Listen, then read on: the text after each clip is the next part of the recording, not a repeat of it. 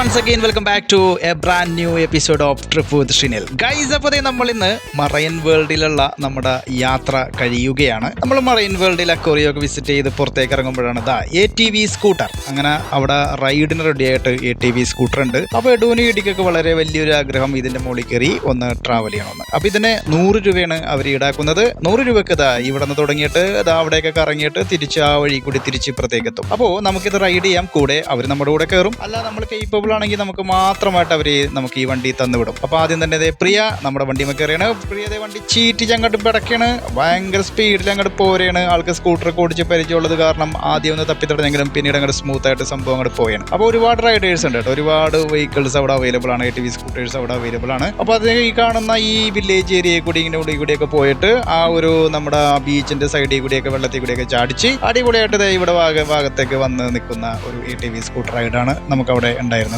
അപ്പോൾ ആ ബീച്ചിന്റെ ഭാഗത്തേക്ക് പോകുമ്പോൾ നമുക്ക് 200 രൂപയും ഈ ഒരു ഭാഗത്ത് നമ്മൾ ഓടിക്കുകയാണെങ്കിൽ 100 രൂപയാണ് ഉള്ളത്. അപ്പോൾ പ്രിയം ഈടതും കൂടി ഒരു പോക്ക് പോയി വന്നിരിക്കുകയാണ്. അപ്പോൾ ഈടിക്ക് ഒറ്റക്ക് റൈഡ് ചെയ്യണമെന്ന് വലിയൊരു ആഗ്രഹം. അങ്ങനെ അവൾ കയറി. അവളുടെ കൂടെ ഒരു ചേട്ടൻ കൂടി കയറിയിട്ട് അങ്ങനെ സ്പീഡിൽ അങ്ങനെ പോവുകയാണ്. ആൾക്കുള്ള ഒരു കോൺഫിഡൻസ് ഉണ്ടായിരുന്നു. അപ്പോൾ നീല ATV സ്കൂട്ടറിൽ നല്ല അടിപൊളി കിണ്ടം കാച്ചി ഒരു പോക്കാണ് അങ്ങനെ പോയത്.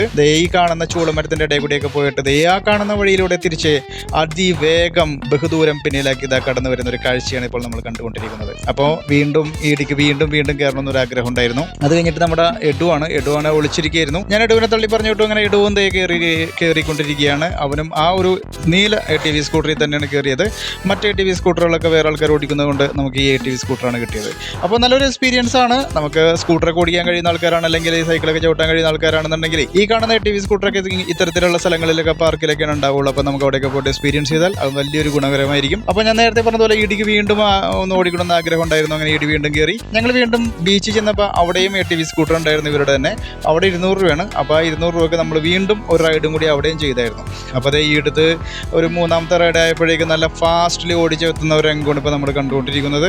അങ്ങനെ ഞങ്ങൾ ഏകദേശം അവിടെ നിന്ന് ആ ATV സ്കൂട്ടറൊക്കെ ഓടിച്ചിട്ട് ഞങ്ങൾ പോന്നു. അതിനുശേഷം ഞങ്ങൾ ചാവക്കാട് ബീച്ചിലേക്കാണ് പോയത്. ആനക്കോട്ടയ്ക്ക് പോകാനായിരുന്നു പ്ലാനെങ്കിലും അത് നടന്നില്ല. ചാവക്കാട് ബീച്ചിലേക്ക് പോയി. ഗൈസ്, അപ്പോൾ ഇപ്പം മറൈൻ വേൾഡിൽ നമുക്ക് റേറ്റ് കുറവാണ്.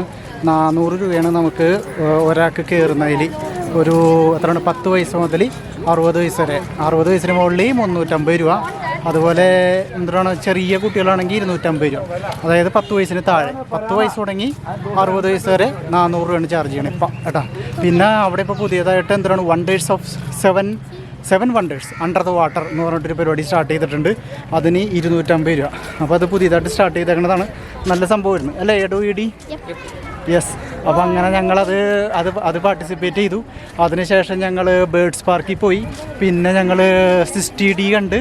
പിന്നെ ഞങ്ങൾ അങ്ങനെ പല സാധനങ്ങളും കണ്ടു. ഇവിടുത്തെ ഒട്ടുമിക്ക സാധനങ്ങൾ ഞങ്ങൾ പാർട്ടിസിപ്പേറ്റ് ചെയ്തു. അവസാനം ATV റൈഡ് വരെ ഞങ്ങൾ ചെയ്തു. അങ്ങനെ ഞങ്ങൾ ഇന്ന് ഫുൾ എൻജോയ്മെൻറ്റിൽ ഞങ്ങളുടെ മറൈൻ വേൾഡിലുള്ള വിസിറ്റ് വളരെ സക്സസ്ഫുള്ളായിട്ട് തീർത്തുകൊണ്ടിരിക്കുകയാണ്. ഓക്കെ.